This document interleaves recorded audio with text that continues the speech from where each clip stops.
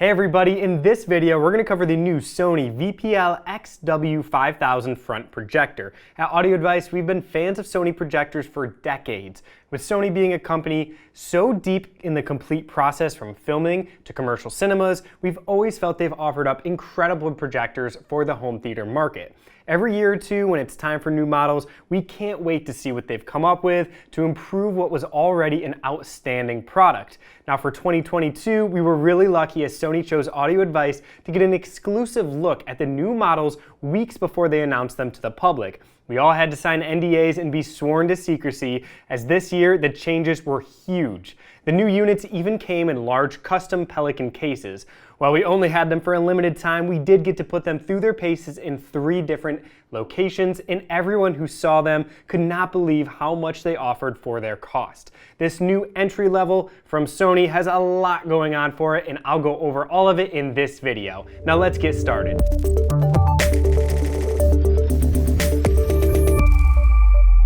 Alright, before I get into all the great new technology Sony has given us in the XW5000, I want to go over some of the reasons why we like Sony projectors so much. As I mentioned in the beginning, Sony has its hands in all aspects of the movie making industry. They make the cameras, the films they're shot on, and they make the equipment used in post-production video rooms, and they make a complete line of projectors for large commercial cinemas. Sony literally touches the content every step from creation to delivery. Their engineers know how to make the best picture possible. There are a lot of technical details behind the Sony difference, but I think 2 of the biggest ones are the panels they use in the light engines of all their projectors and their video processors.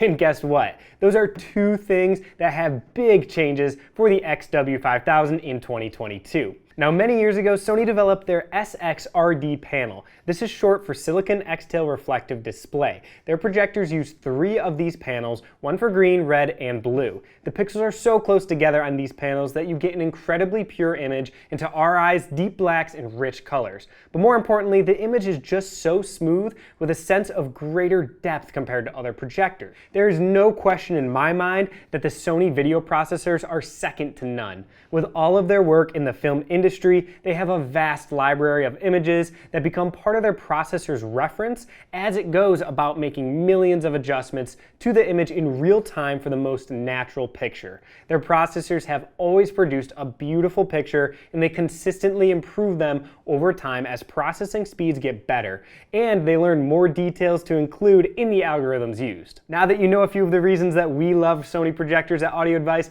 let's dive into what makes the VPL-XW5000 such an amazing projector for the money.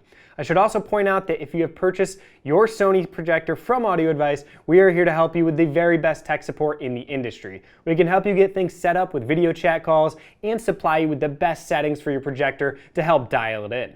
And if you live within range of one of our stores, we even have full installation support as well. Alright, now laser-based light engines have been our preference over the last few years, as they've gotten really good and offer much more brightness than lamp-based engines with a far longer lifespan. I also love the way colors seem to pop more with a laser as well. I'm happy to announce the Sony XW5000 will have a laser light engine capable of 2,000 lumens. That is a huge jump over the 325 model that it is replacing. This unit will give you a great image for up to 20,000 hours of use, which, if you do the math, is 2 movies every day for the next 14 years.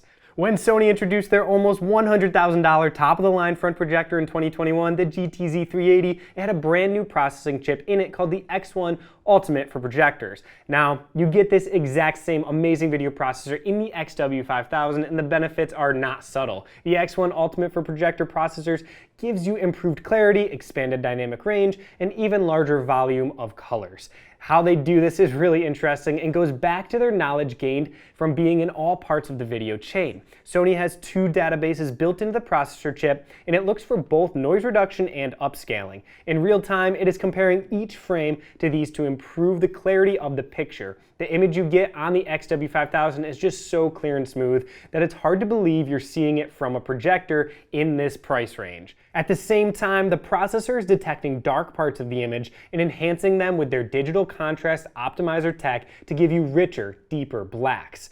You've also probably heard about HDR, which stands for High Dynamic Range. This was introduced a few years back, and initially it didn't work well with projectors as it required more light output than any could provide. Sony came up with some new tech to allow their HDR-capable projectors of providing the deepest blacks and brightest whites. Sony has had a great tech suite for handling HDR in it, and it runs better on the newest processor. Their dynamic HDR enhancer analyzes every frame to provide the best contrast to make the dark scenes darker while maintaining great clarity and detail and give you bright scenes without any sense of blooming or washing out. The system also dynamically controls the laser to improve contrast. You can even adjust the laser control setting to best suit your screen size and screen gain.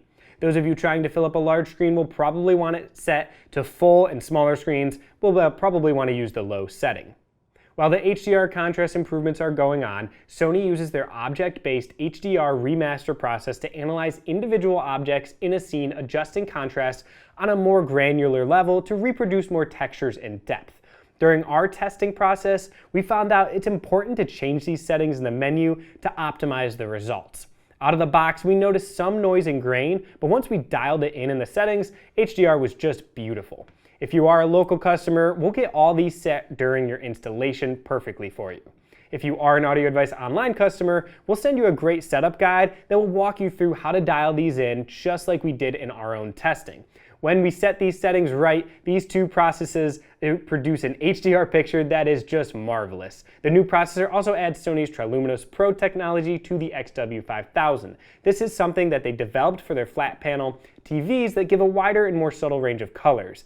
There are an unbelievable 1 billion colors available in the Triluminos Pro. Their projectors have had Triluminos for a few years now, but they first updated them to Triluminos Pro in the big GTZ 380 with a new algorithm for the front projection. It is great to see they show up in this entry-level XW5000. The SXRD panels used in the XW5000 are all new for 2022 as well. Sony's using a 0.61-inch native 4K panels. The 4K SXRD panels Sony's been using were engineered a few years ago, and another piece of trickle-down tech from their top-of-the-line GTZ 380. When they did the SXRD panels for that model, they decided to improve them for even better contrast. Now for 2022, they took that tech and went even further. The new panel has flatter reflective surface and 10% more light reflectance than before. Light resistance was improved by 50% to achieve even higher brightness and contrast. Not only did Sony upgrade the SXRD panels used, they also improved the way they interact with the laser light engine. They developed a new design for optics they call wide dynamic range optics.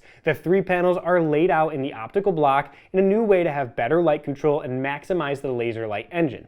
The laser diodes are arranged denser than the past and have a new coating system. The end result is higher color volume, which improved the colors at higher brightness levels and offered contrast enhancements as well. For the lens on the XW5000, it's the type that Sony's used for years, with a spherical main lens. This shape assures you have a highly focused image on the edges of your screen. In the XW5000, the lens consists of 9 glass elements and the aspherical optical resin main lens. Now for those of you into gaming, the gaming mode on these projectors brings input lag down to about as low as we've ever seen on a projector. For 4K 60p, it is 21 milliseconds, and for HD 120p, a remarkable 13 milliseconds. When you couple the laser light engine with these new SXRD panels sitting in a newly designed layout and the best projector processor they make, you might imagine how good the picture will be. Sony did a demo for our team when we first got our hands on these, and everyone who saw the XW5000 thought it had to be the next model up. It just looked so good for the cost that it's at. There are a couple things Sony did have to give up to hit the price point that they wanted for this XW5000. All of the focus, shift, and zoom adjustments are manual. The inner part of the lens has a knob to zoom the image in and out, while focus is accomplished by using the outer ring. In some respects, we actually prefer this method for focus. It will take two people, one at the screen and one at the projector, or a good set of binoculars, but you can really fine-tune it using this manual method. The shift knobs on the top to move the image up and down or side to side felt a little clunky to us, and for that adjustment, we prefer the electronic lens shift the older 325 model had. However, you only set all of these once and then you're done, so it's not a huge deal. Since there are no motorized zoom, there's also no lens memory to allow you to do a 2.4 widescreen system. You do get all of this and more when you move up to the XW6000, which we cover in another overview. We saw just the tiniest bit of bowing on the outer edges of the image, so I do not recommend a zero edge screen with this projector, but if you have even a tiny black border on your screen, you will be fine as long as it's extremely minimal. This is not a big deal and fairly common on a lot of projectors anyway, but I just wanted to point that out. Now, we did take some measurements of the noise level it produced, as it seemed really quiet while testing, and the measurements confirmed that with us. With the microphone right at the fan's output vent, we measured only 50 dB. 3 feet away, it dropped to 36 dB, and 6 feet away, it dropped to 34 dB. That is super quiet and below the noise thresholds of some rooms. We also took some lux measurements at the shortest and longest points of its throw distance range. For those of you new to projectors, you'll find out quickly that you need to do a little bit of math to figure out where to place your projector. You take the width of your screen and multiply that by 2 numbers to get the minimum and maximum points. I usually suggest going towards the closest you can be without being right on the edge, as that will usually get the most light output. Many projectors drop off 40% more from the closest to the furthest point. We found that the XW5000 only drops 23%, which means if you wanted to move it further back in the room, you wouldn't lose much output. Now, I do want to point out that when you are comparing projectors, you just cannot look at the lumen spec and really do a true comparison. The spec may say one thing, but it's typically measured in pure torch mode to get the highest number. Once you set everything correctly for the best color and contrast, and then zoom the image to match your throw distance, they can change dramatically. Sony's stated numbers are much more realistic and closer to what you'll get in your home with the XW5000. Now, we compared the XW5000 to the VPL-XW5000 projector, which is last year's model. We can say for sure that the new Ultimate X1 for projector processor is a huge upgrade. We obviously saw a big improvement in brightness due to its much higher light output, but the way it improved streaming content was just stunning. HD movies on Netflix and even 4K scenes looked so much more like an actual Blu-ray disc than they did on the 325. When we tested very compressed YouTube content, the difference was even bigger. Motion was also greatly improved, fast-moving action scenes were much smoother, and scrolling text had a more defined and sharp look. We can tell you with 100% confidence the new processor alone makes tremendous improvements. Add in the much higher output and the fact that you can even watch sports in a dimly lit room, and it will look as bright as a 325 in a dark room. Was it as good to our reference GTZ 380? Heck no, but it is extremely impressive for its price point. Sony has really upped their game for their entry-level price point with the VPL-XW5000. You get a very bright laser light engine with this same video processor found in their top-of-the-line GTZ 380 and a new panel set designed for better contrast. This one is going to be very hard to beat. Now, we do have full overviews to the other projectors in this line, the XW6000 and XW7000, that we will link in the description below. So if you're interested in one of those, make sure you watch the overview below. Now, thanks for watching. If you enjoyed this video, be sure to give it a like, hit that subscribe button, and turn on the notification bell so you don't miss any of our latest content. Also, check out the playlist section of our channel to find any of the content you may be looking for. If you have any questions, feel free to give us a call, chat with us on audioadvice.com, or stop by one of our award-winning showrooms, and we'd be happy to help you out. We'll see you next time.